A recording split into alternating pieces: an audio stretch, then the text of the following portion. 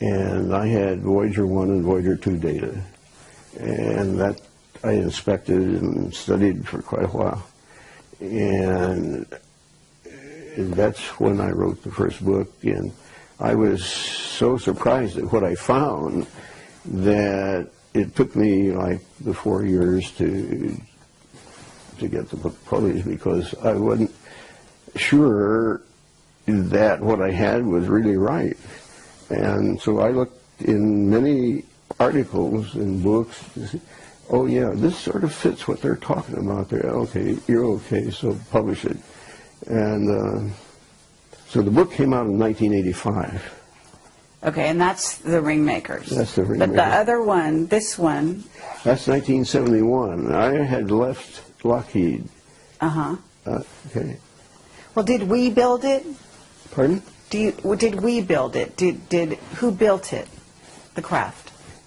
I don't know who built it, but what I found out is these things inhabit Saturn. That's where I first discovered them, and they're proliferating.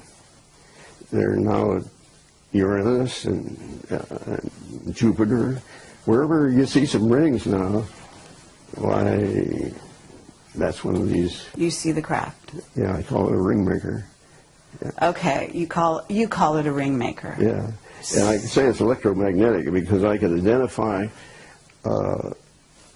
streamlined patterns with respect to it that I knew were what we call potential lines, and that says it was electrical. When I worked at Lockheed, I had documents that were indeed top secret. Really? Wow. Oh yeah. And then I went through the first generation of the Polaris underwater launch vehicle, and then I got tapped to go behind closed doors. Oh, you did? Yeah, and I was there for till I got claustrophobia. 3 doors to get to your... Yeah, I had to sign my life away for 30 years. Wow. Is it still in effect right now? No. No? So could you tell me anything? No. You can't?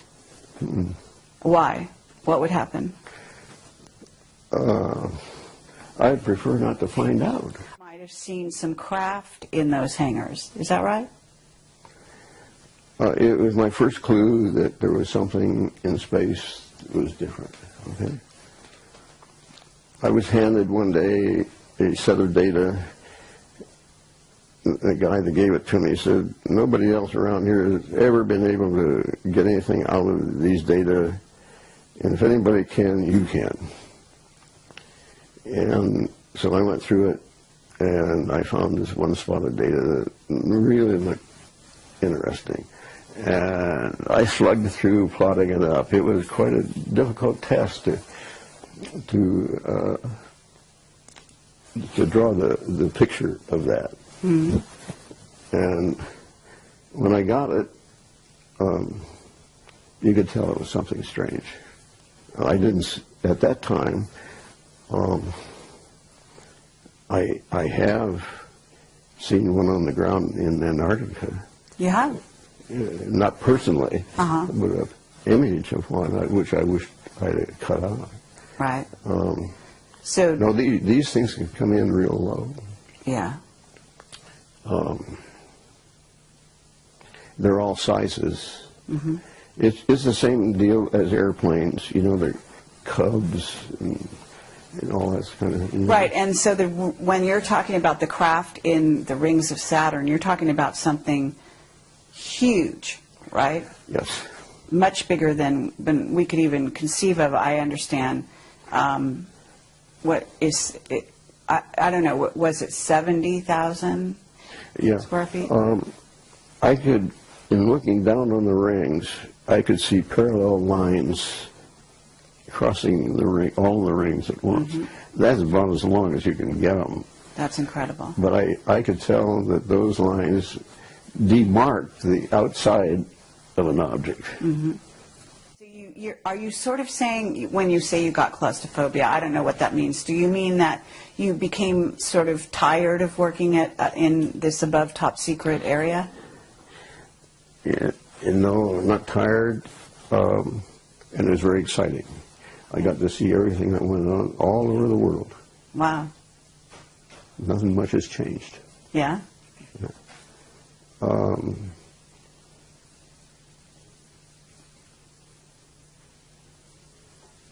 I don't know.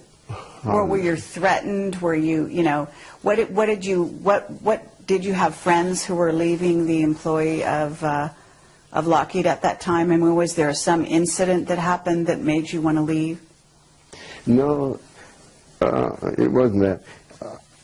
Let's just say that you're confined to one room day after day, year after year, same walls, so forth. That's claustrophobia.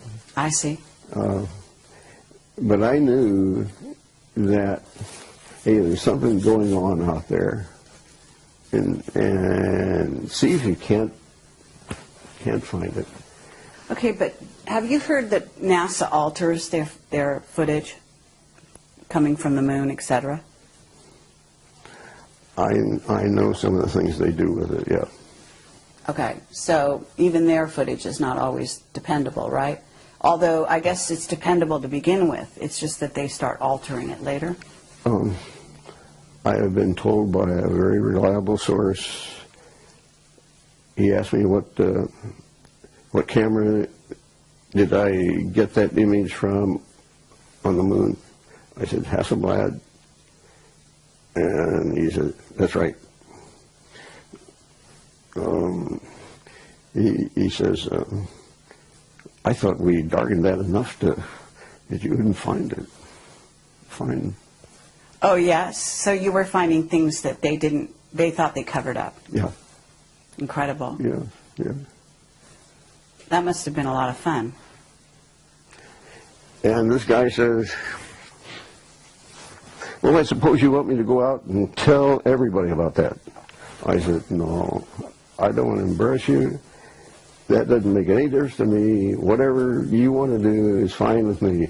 I'm just saying I found what you saw. Then we're able to, sort of look at and keep in sort of pristine condition. I'll tell you, at this juncture, I don't know what I have. I finally went to put it in a vault that the people claim nobody can get in here, including the government. But unfortunately, somehow, somebody did. Oh, really? Yeah. And what they do, like I have some on a laptop, some of it's just on discs and so forth, they garble it. They run it through something and they garble it. So it's no longer... And sometimes there's just nothing on there. And I know that there should be something, and there's nothing. So I don't know how much of the early stuff I can put together. What I do know is I can put together it any time. Okay, so I don't need that old stuff, you can tell people. Really? I don't need it. Because you're familiar with the landscapes, you know where things are. I know where, I'm familiar with the landscape, I know pretty much what's going on. It's sort of simple.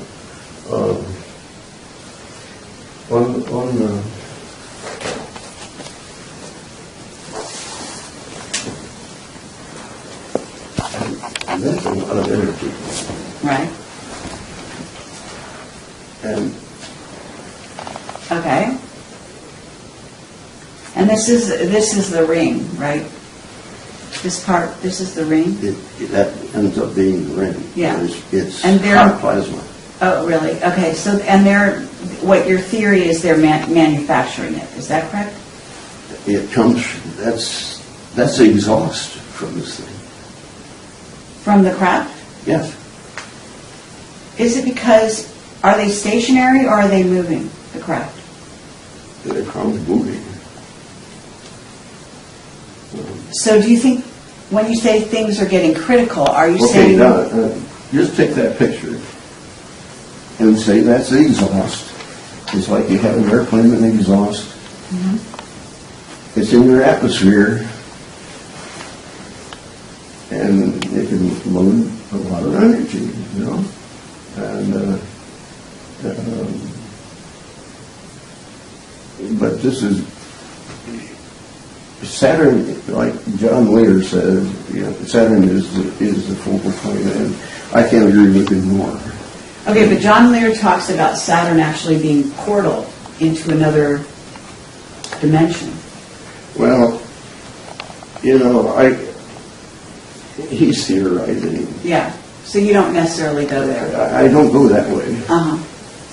I either say, this is the way it is, or I can't have it. Okay, but you're saying things are getting critical because I'm really curious. Are you saying that those craft are coming here? Is that why it's critical? No, I'm saying, in effect, if they do, and there's a good probability that that is possible, then, hey, you got to get with it. You can't wait around. Mm-hmm. Okay, but you see,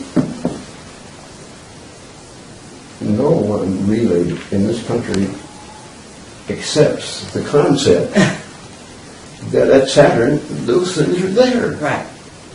As you can't do it at Saturn, well, you know, you just can't hack it. People have got to be made to understand that those things are real. Right. You know there's a movie out called Prometheus, right? I can't say that I do. You don't know that. Well, there is one. And I talked to Richard Hoagland. He said Prometheus is, well, first of all, there's a moon in Saturn called Prometheus, right? Yeah. And I'm told that there's some kind of interaction between that moon and the rings. Well, sure. There's no question about it. Okay. Yeah, I would agree with him. And there's some, and you say there's something going on now. It's becoming critical, is how you're terming it. Yeah, it's much more prevalent than what we saw in 1985 or a little earlier. Meaning there's more activity on Saturn, do you think, or just more activity around this question about the rings and the craft in the rings? No, there's actual activity. There is. You know, to start off with, Uranus, which is one of the other planets, did not have rings. That's right. But now it does. Right. See? And so that kind of thing is going on. And we really ought to get to the root of it. Okay, do you have a theory on why Uranus suddenly has rings? Well, sure, it's the exhaust just like... so that's how I think the attention is being obtained. And so I would expect something to happen. You would? Yes. When you say something to happen, what are you suggesting? I'm suggesting that Stanford, let's say, well, let's look into what Norm's doing. As far as my own professional organization is concerned, it does not fit at all with their objectives. How is it different? It's too controversial. Your theories, you mean? Now look, this is not a theory when there's data. If I propose something, that is a theory. Okay, so your data or your conclusions? Yes, conclusions. Your conclusions Yeah. are too controversial, is what you're saying? Yeah. Okay. Yeah. They don't want to get involved in that. But if there, as you say, there are new rings around Uranus, and there's other activity on other planets too, isn't there? In the solar system? Jupiter? And what's happening with Jupiter? It's getting rings. It's getting rings. Okay, and are you seeing craft there as well? Vehicles, as you call them? I haven't identified craft, but I can tell you that where there's rings, there are these things. So we have these ring makers, yeah. and they create tremendous energy. Yeah. Can you tell us more about what you think is going on there? You've got any ideas along those lines? Well,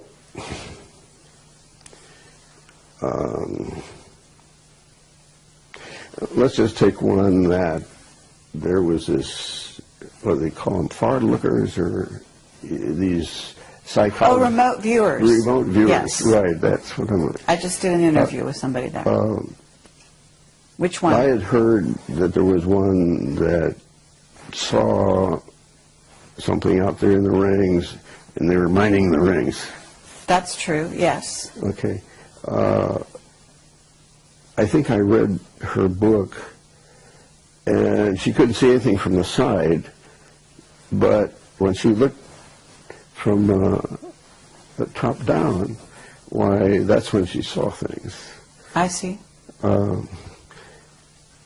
I happen to been able to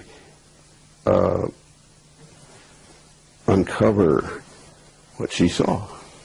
Really? Yeah. And what did you... I would say, I don't think they're mining the rings. I think they're nursing from the rings. Oh, in other words, you think they're using the energy to power their craft. Yeah, that's where new ones are getting their energy. New vehicles are getting their energy? Yeah. You start out small, just like a baby, and they get bigger.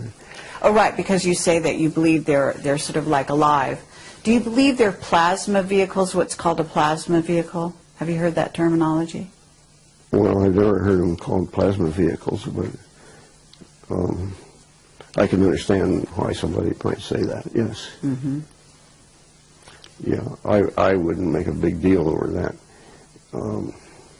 Okay, I've heard that the vehicles out there they actually fly close to the sun, and they power themselves up on the sun, and then they go back into I wouldn't be surprised, yeah. I've noticed some go in there, and it means that they're capable of withstanding those high temperatures. Yes. And so, true. Yeah, they could get pumped up really nicely. So, well, let me ask you, I mean, you know that NASA has been sort of a front organization. I call them a front organization for the secret space program.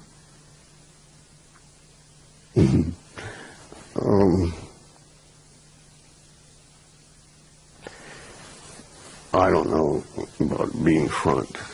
Well, when I say front, I mean, if you have an organization that deals with the public, interfaces with the public, and also misleads the public on certain things, by doctoring photos, by covering up certain things, by only releasing certain things, that's a front organization, isn't it? Okay, all right. I guess you're entitled to do that. Okay. So if we were to look at the situation a little closer and find out who are the insider organizations, certainly Lockheed would qualify. Would you say that the defense industry are all in the know? No. No? No. Lockheed only recently has been getting images themselves. Mm-hmm. And having worked there, I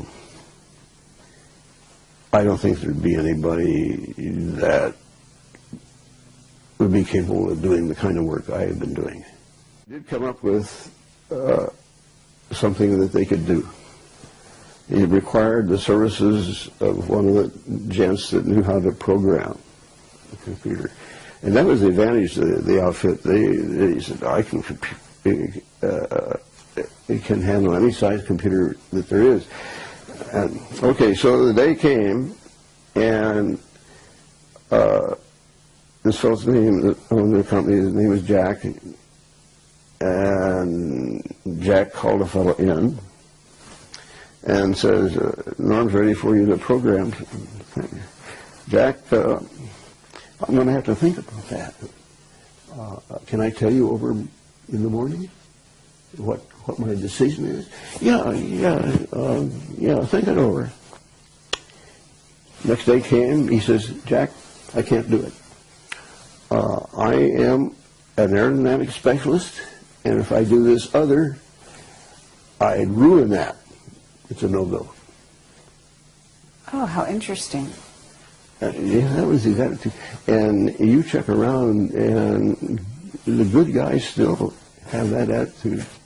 Right, that they don't want to get their hands dirty. They don't want to be sort of tarred with They've sagebrush. chosen, their route. Straight and narrow. Yeah, and you come along and deviate them. They can't hack it. Very interesting. Do you believe that we're communicating with them? Have you had any evidence of that? Oh, no. We are not capable of doing that. SETI has tried to communicate with extraterrestrials, and they haven't done it yet. They have chosen the type of person, the type of entity that they want to communicate with is somebody that knows how to build radios. Right. That constrains them in their thinking immensely. Right. Okay. There is one flight out to Saturn where the instrument flew by the ring. And the idea was to sense the plasma in there. It had a wide frequency range, and it turned out to be plasma. And so it ticked, and they knew the speed, and they knew the time it took to pass the ring, and so they knew how thick it was. And now that was a plasma indicator. Okay. So it has been measured that indeed there is plasma rings. But you read also where, this is a bunch of broken up moons that got there, and there's confusion in their storytelling. But the rings that are suddenly appearing around Uranus, these are not broken up moons, right? All I can say is, the rings are there, and my interpretation is, by inference, I see the rings, so somewhere there's an E and D. And they're never where you think they're going to be. Of Saturn, and they've seen that there's a hexagonal shape. Yes. You've heard of that? Yes. That seems to support your theory or your conclusions. That's what he said. Do you agree with that? Any geometric form can be made. Okay. But you don't see anything, isn't there a significance to the hexagon in the Saturn symbology? Well, I would never expect a hexagon there, but I have never expected to see some of the other things I've seen either, so I did want to visit Saturn in the write-up I did, because there are some things that need to be fleshed out for people. But he told me that as an engineer, you really ought to get law under your belt, because you know the nomenclature, and these are the guys that are running the country, basically. And they really don't know about some things that they should, but they just do it. And so over a period of 10 years, I got a law degree. Oh, you did? Wow, that's incredible. And on top of everything else you were doing, you got a law degree. I found it just exactly like the prof said, And that's what made it so easy to go in. To go in to Otherwise, do. I wouldn't have done it.